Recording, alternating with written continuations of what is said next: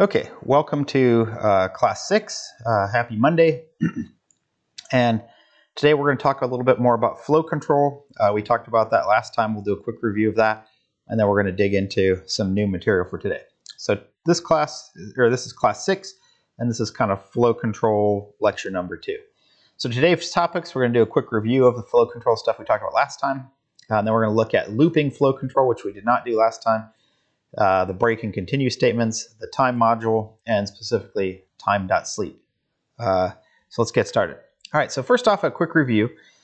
Flow control, you remember that there were two main types of flow control statement. Decision statements, which we saw last time, were like if, else, and so forth.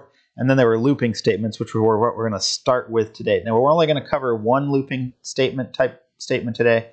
We're going to cover more later on in the semester, but it'll take us a little bit of time to get to the other one because there's some other stuff we have to learn first. But those two types of things together, we said, were kind of the heart of making a complex game. They're very powerful, but that's really what allows you to let your program make decisions and decide whether to repeat something, decide how many times to repeat something. And so notice that that concept of loops is ability to repeat something is really in every game that you can think of. So you think of chess. The board starts out in a position, and there's a repetition. White moves, black moves, white moves, black moves, white moves, black moves. When does it end? Well, once somebody is in checkmate, or somebody resigns, or somebody starves to death. There's a number of ways that the game, I guess, could end. Heat death of the universe, whatever, the clock expires. If it's a competition. But the idea there is that notice that a board game like chess has its own kind of loop or repetition built into it. Now, inside of the loop, you can still have decisions where the players are deciding what move to make. White looks at the board, decides on a move, makes it. And then it becomes black's turn. Black looks at the board, decides what move to make, makes it. And notice the cool thing about the flow control stuff here is it lets us put the logic of the game into code, but it also lets us make the computer make decisions kind of like a person would make decisions. So you can actually think about that as kind of the heart of what allows the program to adapt to what's happening, make decisions based on what's happening, and also kind of carry out certain kinds of aspects of the game. That the game ends because somebody's in checkmate. That's another kind of decision. That's not a player decision. It's just part of the logic of the game. So those are very powerful, very complex, and at the heart of creating any complex program like a game. To finish up the review, we had the set of conditional operators or comparisons, and we looked at 6 of these. We've got equal to, which is the double equal sign, not equal, which is exclamation mark equal, greater than, less than, greater than or equal to, less than or equal to. And every one of those, we put 2 expressions, one on either side, and it will return produce either a true or a false as a result. And those true and false, again, notice true and false, capital T, capital F. Those are special built-in values in Python. And the idea there is that we can now compare something like a variable or a number with another variable or number or formula or expression, and it will tell us, yes, that's true, or that's false. And final page of review here, we saw these different types of decision statements, different types of if statements. We saw a simple if, which says if, and you don't need the square brackets here, you just put whatever you want. So if, for example, health is less than or equal to 0, print game over. And then there's a if else, which basically, so this decides to do something or skip it. This decides to do something or another thing. And then this if statement here decides one of a number of choices. Now, one thing that there is confusion about that I've seen is when you make an if statement like this and say if health equals 0, then print game over, that doesn't just happen whenever health becomes 0. It's not like a asynchronous action that happens that as soon as health goes to 0, this automatically happens. No, it doesn't work like that. It has to come across this statement in the program. So in other words, if we have this at the very top of our program before the loop starts, the player would never die. We have to have this in the loop In other words, as the game progresses, notice that that's true. If we talked about chess, that's true as well. That you have to say, player makes a move, and then you look at the board and say, as part of that, after that move is made, say, is there check or is it checkmate? And if there is, the game is over. And then go to the next player makes a move. Is the board in checkmate? So we constantly have to check things like this, because the only time the Python interpreter is going to check this is when it comes across that line of code. In other words, if health became 0 down here, somewhere below that in the code, it's not going to automatically jump back up and do this. It's going to wait until it comes back around and checks this line again. So think of it kind of like a script for a play, or a set of instructions for a recipe that you follow it one line at a time, working your way down sequentially. If you come across this thing, it says if that's true, you do that, but you don't ever jump back up to the top unless there's code that causes you to do that. Speaking of which, that brings us to this concept of making code that repeats some part of the program. And that involves making what's called a loop. And the statement that we're going to look at today, the new one, is called the while statement. And the way while works is you say while, you have some comparison, you have a colon, and then you have indented lines of code. And notice that looks the same as this simple if statement here. If, there's the colon, here's the indented stuff underneath that. Notice the while and the if, going back and forth, they look the same. But what's the difference? The difference between those is the while statement does work exactly like an if, meaning it won't do the indented code if this is false. But if this comparison in here is true, or the comparison following the while is true, we do the indented lines of code, but then rather than going on about our business, we jump back up and we check it again. So the while statement works exactly like an if, except that it jumps back to the top to repeat that code if the comparison remains true. So it jumps back up, checks this again. If that's still true, does the indented lines of code again. Jumps back up, checks the comparison. If it's still true, do the indented lines of code again. Jump back up and check the comparison. If it's false, then skip over it like an if statement would, and then continue with whatever line of code is after the indentation of this. Now, the other thing that I'll mention here is that inside of the indented lines of code, you could have other while loops. You could have if statements. You could have if else. You could have if, elif, else. You could have inside of those ifs, you could have while. So you can kind of nest these things inside of each other. And we're going to do some examples where we nest those a little bit later this evening. All right, so let's take a quick look at the if statement in action. So let's go back and look at our coin flip example we did from last class. So we had this code like this: import random. We print out that the coin is being flipped. We generate a random number, random integer, either 0 or 1. Those are the only two possibilities we give it. And then we say if coin is 0, we print out heads. Otherwise, the only otherwise would be coin is 1. We print out tails. And then we print done. Now, what if I wanted to simulate 10 coin flips, though, rather than just 1? Well, one way to do that would be to copy and paste this code 10 times. And let me go and let's actually just, oops, let me go back. Let's actually just go ahead and write this up real quick. So I'm going to switch over to the display. All right, so here we are in idle. I'm going to go ahead and here I'll do File New. And let me make that so you can see it.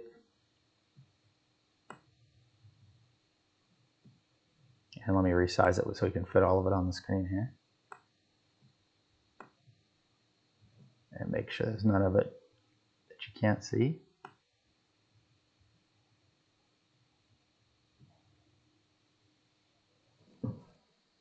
Okay, so here we are. Let's go and write that. So let's do coin flip example. And we did import random. We did, and let me make it match what we did in the other code. So let me, here, I'm going to bring up that.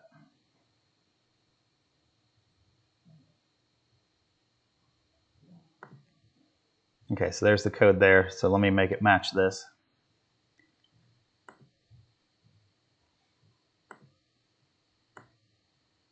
So I'll move this over to the side and we can make this match. So I want to make it match exactly. So I'm just going to do print. Coin is being flipped.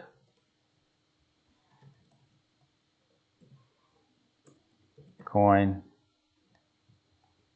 equal random dot randint 0 to 1. If coin is equal to 0, then we're going to print heads.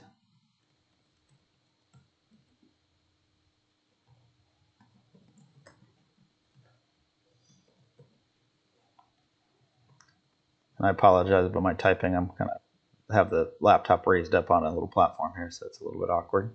So else print tails, you lose. And then after that, print done. All right, now let's run that really quickly here. I'll just call this like coin.py. And notice it ran, it said coin is being flipped, heads I win, done. Now if we run it again, so let's go back over here again, run it again. The second time we ran it, we got tails, run it again, tails again, heads. All right, so looking at this code, so let's go back to the code here for a second. Let's think about what if I wanted to make it so it repeats the coin flip 10 times. How could I do that? Well, one way to do that would be to just like copy all of this code and then paste it in there 10 times. But this is like a terrible idea what we just did there. Because notice that if we want to make a change to one of these messages or change something, we've got this giant nightmare of, and I don't even think I got that in there 10 times. And notice that I also made a mistake here. I'm doing printing coin being flipped every time and done every time. I probably don't want it to say done every time. So let's see how many of those I have. One. Well, I don't even going to worry about this. Is stupid. I suppose we could run it and see. And now you notice it did a whole bunch of junk. A whole bunch of junk went flying up there. But notice that this way of making the coin flip 10 times is really a bad idea. And the reason for that is, why would we repeat all of this stuff over and over again, exactly as it is, when we could actually just use a looping structure to do that? The other thing that I want to do is I want to change it to so it doesn't print out this header every time, and it doesn't print done every time. So maybe you'd say, okay, well, we just copy these lines 10 times in there. Well, that would work, but again, there's a cleaner solution. And the problem with that is if we ever want to change like the message or change part of that, I'd have to change it in 10 different places. And imagine if I wanted to do 100 or 1,000 coin flips, it gets just worse and worse and worse, and the code gets bigger and bigger and more difficult to manage. So what we're going to do is we're going to make a loop. And what we're going to do is we're going to make a loop just around, here, we'll just make it around this part here to start with. So how can I make a loop? Well, if I'm going to make a loop, I'm going to say, I'm going to make a variable, and I'm going to call it count. And I'm going to start count at 0. We haven't flipped any things yet. And now I'm going to go and do a while. I'm going to say while count is, and in this case, what I'm going to put in here is I'm going to say while count is, let's say, less than or equal to 10. But now I need to indent what I want to have inside of the loop underneath that. So let's do that. But now count is 0, and it's never anything other than 0. So what I want to do is I want to go to the next count at the bottom of this loop. So I'm going to say count plus equal 1. And remember what plus equal 1 does? We talked about that. That's a modifying assignment operator that takes what's in count, which the first time through the loop, that's going to be 0. It's going to add 1 to it, so it's going to become 1, and then 2, and 3. And it's going to do that all the way until we get to that. Now let's run this and see what happens and see if this does what we expect it to do. And notice that something strange happened, that it came up with heads every time. Let's run it again and see if that was just luck. It came up with heads every time again. Heads every time again. Tails every time. Now, that seems like remarkable luck, but let's look at our program and see what we did wrong. Now you'll notice what we did wrong is when we assigned the variable coin a value, we did it before the loop, and we only did it once. And since we only did it once, coin is never going to change again. So whether it came up heads or tails, we're just going to repeatedly print that out 10 times. So how can I fix this so we get a new flip every time? Well, the answer is, and I'm going to change my message here, coins are being flipped. I'm just going to move this. And notice, remember the code editor, it works kind of like a word processor, so I can just cut and paste things. So I'm just going to go Control X. I'm going to move down inside here, Control V. Make sure that's indented. So now every time through the loop, I'm going to say if we have not reached the right count yet, we're going to do get a random number and then say whether it's heads or tails. And the next time through the loop, we're going to get a new random number and decide if it's heads or tails. Now let's see if that's more appropriate.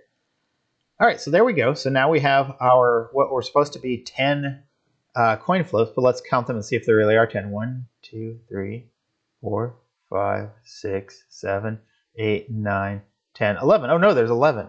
So we have a different bug now in our code. We wind up with 11 when we wanted 10. So what's the problem? That clearly says 10. Well, the problem, if you're looking at that, is in this statement here, that less than or equal to. So if we started at 0 and ran through this loop while this is less than or equal to 10, then that's 0 through 9, which is 10 things, and then one more when it's 10, so that's 11. So we need to change this. So how could I fix it? Well, there's actually a number of options for ways to changing this, to fixing it. One would be to take out the less than or equal to. That would work. One way might be to start the counter at 1 rather than 10. One way might be to say less than or equal to, instead of 10, put 9. So notice there's a number of ways we could fix this.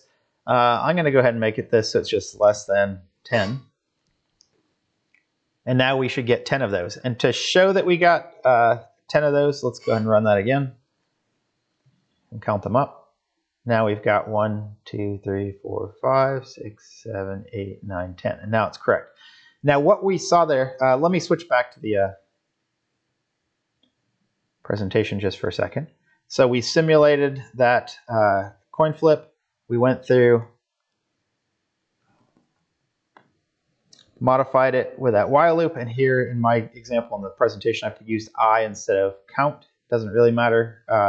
It's typical in programming when you have some generic counter variable to use like I or J, but you could use something a little more descriptive if you wanted to like count. But for throwaway counter variables, it's pretty common in programming to just use I, J,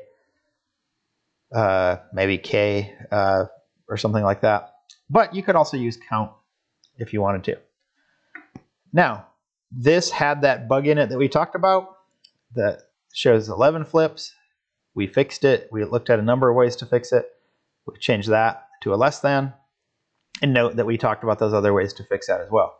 Now, one of the things that is going to happen is if you're going to write programs, no matter what kind of program you're going to write, you're going to end up with some sort of bugs in it. And that type of bug that we just saw there, actually all those bugs we saw there are called logical errors. And a logical error isn't like a syntax error in the language where you just forgot a quote or left off a parenthesis or typed a variable that didn't exist. A logical error is an error in the programmer's thinking or an oversight in how the idea that you had got implemented, where you implemented just a little bit wrong. So it's going to be important to develop some skills when you start getting into code, especially the more and more complex your program gets. If you have just one thing wrong, like a less than or equal instead of a less than, it's going to not do what you think it's going to do. So the skills that you're going to have to develop, and programming is great at helping develop these skills. Think logically and sequential. In other words, think like the computer. It does this, and then it does this, and then it does this, and it does this. And so in some sense, the easy part of programming is learning all of the kind of statements that a language has to offer. That's easy. You have an if statement, you have a while statement, you have assignments, you have later on we're going to have for loops, we have variables, we have expressions. Learning that is kind of the easy part. The difficult part is learning to put all of those things together to take the idea out of your head and put them into the computer. Now, the other skill that you're going to have to spend some time learning is when a bug happens, when you come across a bug, learning how to find it. How do you narrow down that the problem to figure out which line of code or lines of code or what the error in your thinking was that led to that bug manifesting itself. And there's this really somewhat humorous but very true saying that debugging a program is kind of like being a homicide detective, where you are the suspect and the detective and also the killer, the person who caused it. So you're kind of solving the murder that you yourself caused and figuring out by what means. So it's kind of like playing a game of Clue, where you're the one searching for the killer when you yourself are the killer, but you got to figure out why. Was it me with the if statement in the AI, not NPC AI function, or was it me with the candlestick in the library? And so the idea there is learning how to debug something and find an error and fix it is going to be an important skill. One way to avoid those logical errors, though, is to learn common design patterns and the problems to which those things can be applied. So in other words, also common bugs, it's important to understand those and learn when you see a certain kind of problem manifest itself or a bug manifest itself, to know, I know the kind of thing that can cause this. So kind of learning those design patterns can be a useful way to avoid bugs. It can also be a useful way to, when you see a bug show up, knowing what pattern that usually applies to. And we did use a pattern back here. This is a design pattern. We have a variable, use it as a counter. You have a while loop that uses that counter. You increment the variable inside the counter. So for example, if you had this loop and it ran forever, the bug would be like, well, I probably forgot to put the increment in here. If you have the bug where it's going one more times than it should, you would look at the comparison here, or the starting value, and figure out which one of those you want to fix to solve that. Okay, let's do another example using a while loop. Let's say we want to make a countdown for like launching a rocket, and we want it to count down from 10 to 0 and then print launch. So let's go ahead and switch back to Python and write that together. So I'm going to go back to here. I'll do file new.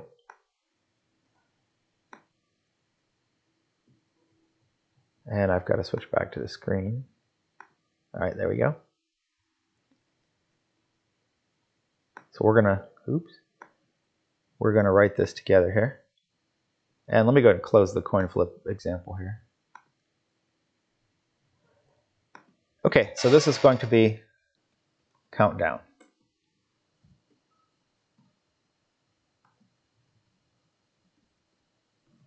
Okay, so for this, I'm going to do something similar to what we did before. But in this case, I want to say print 10,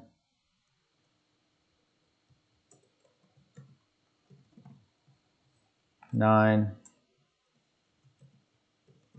Now this is a really awful way to do this, and really notice that you could write that out and repeat that line 7 more times to get it to count down all the way to 1, 8 more times to get to count down to 0. But we don't want to do that. We want to do this with a loop. So let's take this out. And what I'm going to do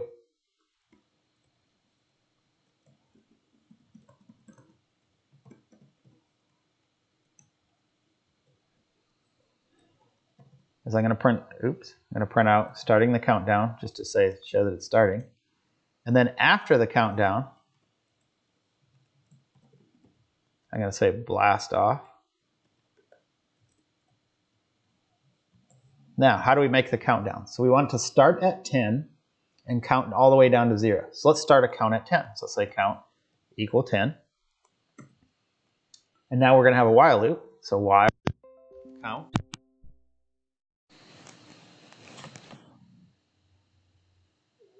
And I think my audio had a little bit of a glitch there. I think we're okay now.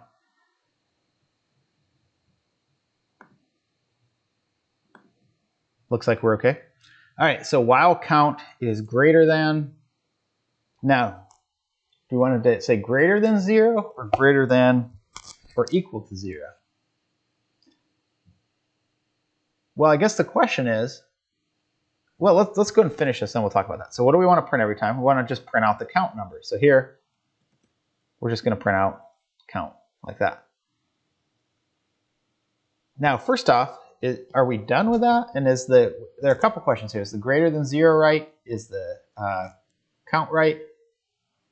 One thing is, notice that we set count to 10, but we never changed it. We never changed it to another thing. So it's going to be 10 over and over again. So if I run this right now, let's do this just to show it. Countdown.py, we'll save that. You notice it's just stuck at 10.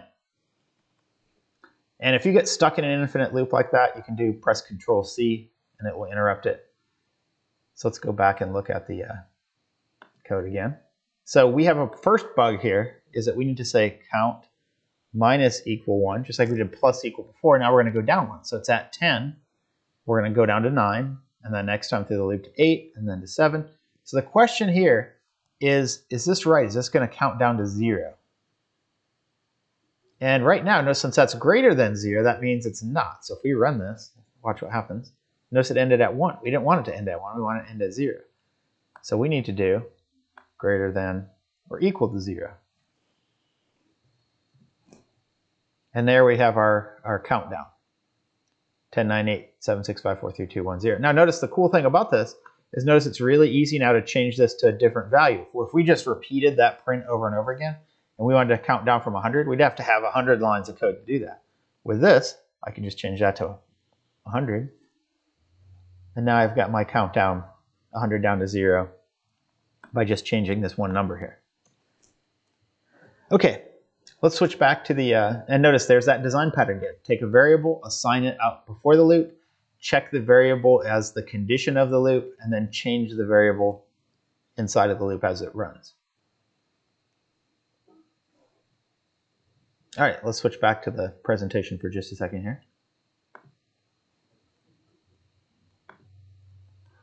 Okay, so we made that thing. It's supposed to print launch. I guess we screwed that up. Now, notice that the countdown, as it prints that, it goes by pretty quickly. What if we wanted to count down actual seconds, like 10, 9, 8, 7? So we want it to be more like a realistic countdown rather than just, here's a bunch of numbers really quickly. So let's look at another module in order to accomplish that. So this other module we're going to look at is called the time module. And the time module we use by, just like we imported random, we import time.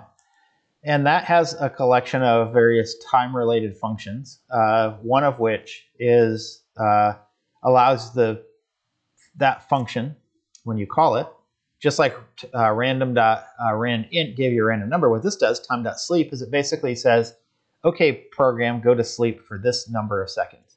So this is going to pause the program on this line for 1 second, and after that 1 second expires, it's going to continue on after that. So that can be useful, and we're going to use it to slow down our countdown example. So let's switch back to the countdown example for just a second, and let's fix that. So let me switch back to the screen. There we go.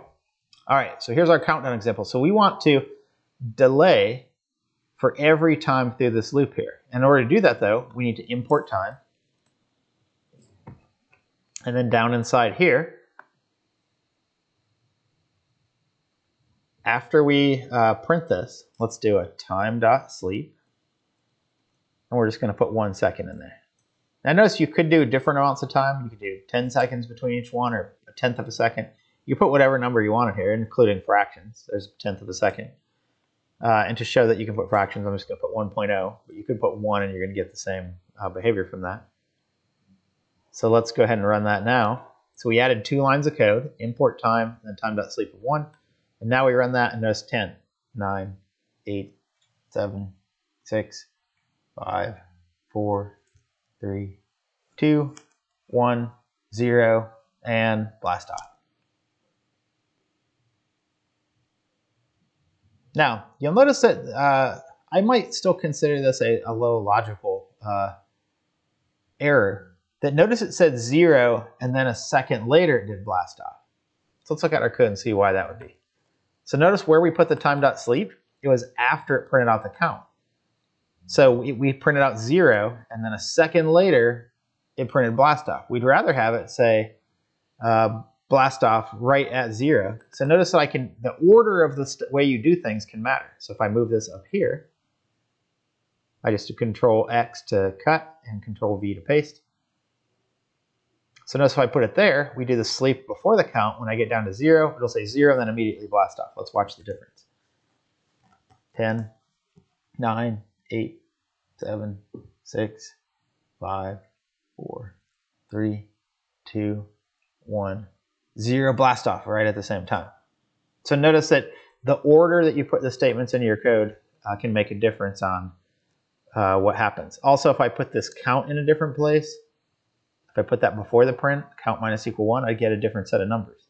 And to show that, that would be another kind of logical error. If I move that up there, you'll notice I get an even different behavior. I start with 9 instead of 10. And that means the last number that we're going to get printed is probably not going to be right. Because and the problem there, notice we got a -1 and then blast off, which is not what we wanted. So notice that the order of these things matters, and the reason we were getting that is we subtracted 1 and then printed it. So let's move this back up there, and now we're back to our program being how we wanted it. All right, let's switch back to the presentation.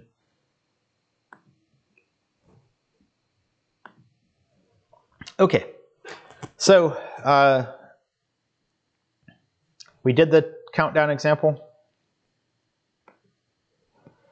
And notice that that number that you put in there could be a fraction, could be a 1/10 of a second, 100th of a second if you want it to be, could be 100 seconds if you want it to be, or 1,000 seconds. So it just says how long to delay the program for. And notice that that time module has some other useful functions in it as well. Time.time returns the number of seconds, which can be used to time things in your game. And that number of seconds isn't from when your program started. Actually, let's just switch over to the Python shell for just a second and take a look at that.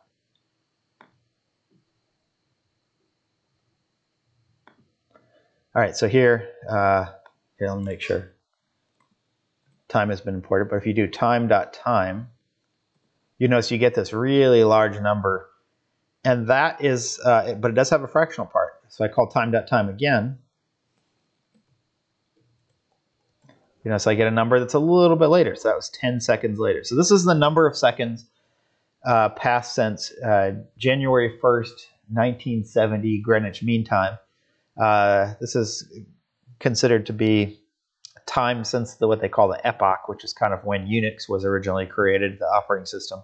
And computers have continued to kind of use that as the 0 point, just like our calendar has like BC and AD, and we have a 0 point where everything started for measuring the dates from. In this case, it's January 1st, 1970, because that's when Unix was created. And if I run that time.time again, we get another thing. So by subtracting the current time with the previous time, we can get an elapsed time. So let's do that quickly. So let's say time 1 equal time. All right, let's call this start time. Start time. All right, now notice that's not going to print anything. It just stored that number in a variable. And now we can actually compute the end time by calling time.time again. So there's our start time. Here's our end time that we captured. Now, if we want to know how much time elapsed between those two, I can just do a subtraction. So here I could just say print. Or actually, let me just put in a variable. So we say elapsed time equal end time. That's supposed to be an equal. Let me move that out of the way.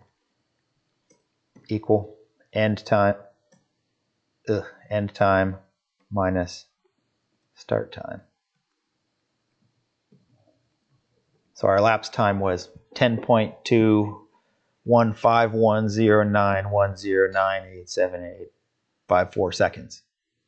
So that's how much time was between when I ran that command and when I ran this command. Now you can use that idea in your games to make things that are timed. So you want to have, I don't know, 10 seconds after you enter the room, the walls start collapsing to squish the player. Or you might have it so that something, a power-up shows up on the screen, but it's only there for 5 seconds before it goes away. Or in something like Pac-Man, you eat the power dot, the ghosts turn blue and scared, but they only stay that way for 5 seconds before they revert back to their normal state where they're chasing you. And so that's the basic idea of why that time.time thing will be useful. Let's look at one other one here. There's one other one, and let me switch back to the presentation just for a second here to show you that. And that other one is this time.ASCII time, ASC time. And what that does is it returns a time and date string that you could use for file names or log files, or you could use it in like a save game to know when that game was saved. But let's take a look at that back in the shell so you can see what that does. So time ASC time. All right, and there it is. So there's that string that has the time and date stamp. All right, so I'm going to go ahead and pause the video for just a second. We'll take a quick break, and then we will come back and do a few more examples and then be done for the day. Okay, so we're back. Let's get things finished up here. So I'm going to go ahead and switch back to the presentation. And I had to apologize for the break. I had to go let some dogs out. You can see more of them back there now. But the last couple things I want to do today is there are a couple other commands that are related to loops that are important to look at. And one of them is break, which what break does, that command only works inside of a loop. And when it encounters that statement, it immediately jumps out of the loop. So in other words, whatever most recent loop that's in, it'll jump to the bottom of that and continue after that. So it's kind of like, it basically says, hey, we're repeating this thing, get out of here. So in other words, you might think of like the chess game, where you repeat the process of white makes a move, black makes a move, white makes a move, black makes a move. But if after white makes a move, if there's checkmate, you might hit the break, say if board state is in checkmate, break, which jumps out of the loop to say somebody's won. And you might do the same thing to test after black makes a move. If black has checkmate, then break out of that loop. So break allows us to exit a loop immediately. And it doesn't have to wait till it's at the bottom and then jumps back to the top. It will immediately cause it to get out of that loop. And we're going to use that quite a bit later on this semester. Now there's another one that's related to that called continue that does the opposite. That rather than jumping out of a loop, it jumps back to the top and checks the condition of the while again. So those are some extra ways of controlling looping behavior. We're going to see these more used later on. And one of the things that break can be useful for is for getting out of an infinite loop. All right, which brings us to the topic of infinite loops. So you can make a loop that's designed to run forever. So we have, for example, while true, you can just put the capital T true in there. Or you can do a comparison that will always be true, like 1 equal 1. Or you can say just while 1, because 1 is by itself is considered to be true. So all of those are infinite loop examples. The preferred way in Python is to do while true like this. Use the actual special value true.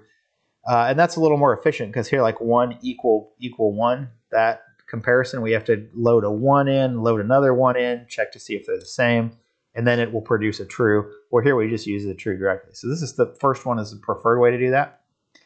But note that with those infinite loops, if you encounter a break statement, it'll still get you out of that loop. In other words, if I'm inside of this indented code, even though this is an infinite loop that'll run forever, as soon as I hit break, it'll jump out to the first line after that infinite loop. Another thing that we saw earlier that I want to emphasize again is if you accidentally get stuck in an infinite loop, you can hold down the control key on your keyboard, hit C, control C, and that can sometimes interrupt the program and cause it to break. If that doesn't work, or if you don't want to do that, you could also bring up, like, for example, in Windows, the device manager and kill it, or you could just close the shell and Windows will shut down that shell process from whatever the Python interpreter is running. But if you're stuck in there, you don't want to close the whole shell, don't want to open the device manager, control C. If it's a terminal program that's printing stuff out or doing stuff, that can break the program or stop it.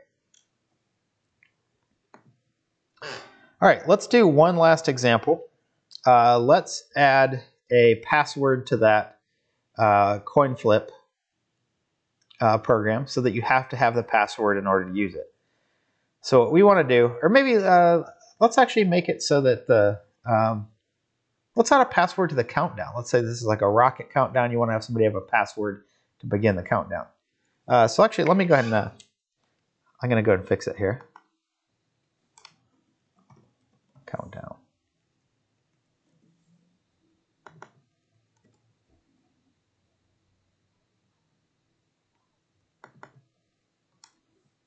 Oh, that's not what we want.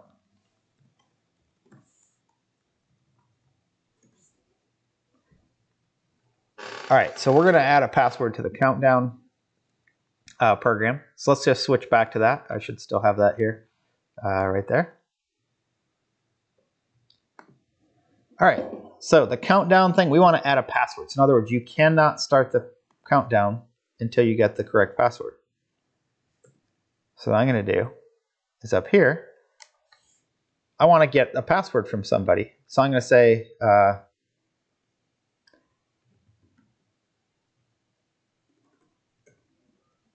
secret password. So this is just a variable.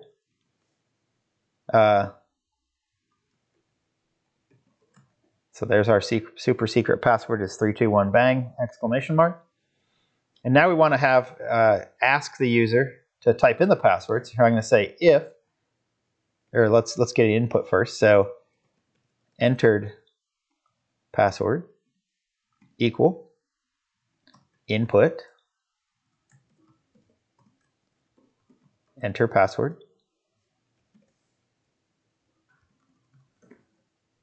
So that's going to allow them to type in the password and hit enter. And now I'm going to say if entered password is equal to the secret password. So if they match, then we're going to allow them to do the countdown. But one thing is, let's make it so you can try entering the password over and over and over again. So to do that, what I'm going to do is I'm going to put a while loop around this. And I'm going to make it an infinite loop. So while true, ask them for the password. If they get the password correct, then we're just going to do break, which is going to get us out of that loop. And then after that, if they got the password wrong, I'm going to print out password incorrect. And maybe I'll do another print. Try again. So notice that what we have here is essentially a thing where they say secret password is 321 bang. We come in and then we enter this while loop. And notice this is an infinite loop because we have true there. And then we're going to have them enter the password. We're going to say if the entered password equals the secret password that's hard-coded inside the program, then break. And break, remember when it encounters break, it immediately exits the loop and runs that, which is going to run the countdown code. So let's run that and see what happens. So enter password, let me in. Password incorrect, try again. Test. Gandalf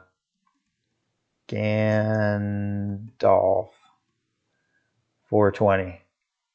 That's not it. Gandalf 420 LOL. That's not it. But if I get the password correct and say 321 bang, starting the countdown, and now it lets us in. So again, notice that infinite loop is something that can be useful and something that you want to think through. Now, one thing you might think is like, what if we want to just give them a certain number of attempts in here? And if they get the password right, then we start the countdown. If they exceed their number of attempts, then it just stops allowing them to enter them, or just exits the program. Well, there's a way to do that as well. And I'm going to leave you to think about that, how you would do that. But again, the biggest part of programming that you're going to have to learn is how to think through, how do you take your idea and think like the computer and get the computer to do that. And you're going to have a lab that's posted where you're going to have to do that. So what I want you to do is start thinking about how you would do those things for this upcoming lab, where the idea is you're going to have to get input from the user, do something with it. But one of the things that I like to do, or like to tell people to do when they're writing programs, is think about how you would do this yourself. How would you solve a problem yourself? So for example, how would I make sure that if they exceeded 3 attempts, it exited the program without doing anything? Well, we have to have some kind of counter that says every time they get it wrong, we need to add 1 to that. And if the number of attempts is too high, then it won't allow this countdown to occur. And so let me give you a few minutes to think about that. Think about how you would do that, but notice that you would need another variable like attempts. Every time you get it wrong, you add to the attempts. If the attempts get to be 3 or 5 or whatever, however many attempts you want to give them, then it breaks out of the loop. And if attempts here was at the maximum amount, then don't allow it to start the countdown. Notice I use words like if in there, which should tell you that you'll have decisions in there, kind of like we have here. So think about like the logic of this program. Have them enter the password. If they entered the right password, then let them continue on to do the next thing. If they enter the wrong password, then tell them that they entered it wrong and let them try again, leap back up and try again. And then even down here, start the count at 10. Every time, wait a second, print out the count, go down to the next count and keep doing that while the count is greater than or equal to 0, which means that as soon as the count goes to be less than 0, we immediately stop the loop and then we print blast off. So that's the kind of thing that you got to train yourself to be able to do to write the programs we're going to be writing in here, is start thinking like the computer in that sequential 1 line at a time methodology. All right, so let's go ahead and stop there for today. There is a lab that's going to be posted. Let me just quickly switch back to the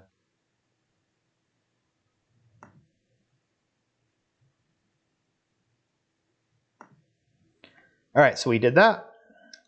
So look at lab 2. Go ahead and try to write lab 2 and complete that. And other than that, wash your hands, stay safe. If you have questions, remember to make sure to email me. Also remember, every class, I know some people have missed some of the quizzes. Every class session at the normal class time, make sure to look on the contents for the class site for quizzes. I'll generally post those at class time. They'll stay up through midnight that day, so make sure to look for those. Make sure to complete those. And if you have questions, send me an email, shoot me a text message. I'm here to answer and help. All right, so I'll see you guys on Wednesday.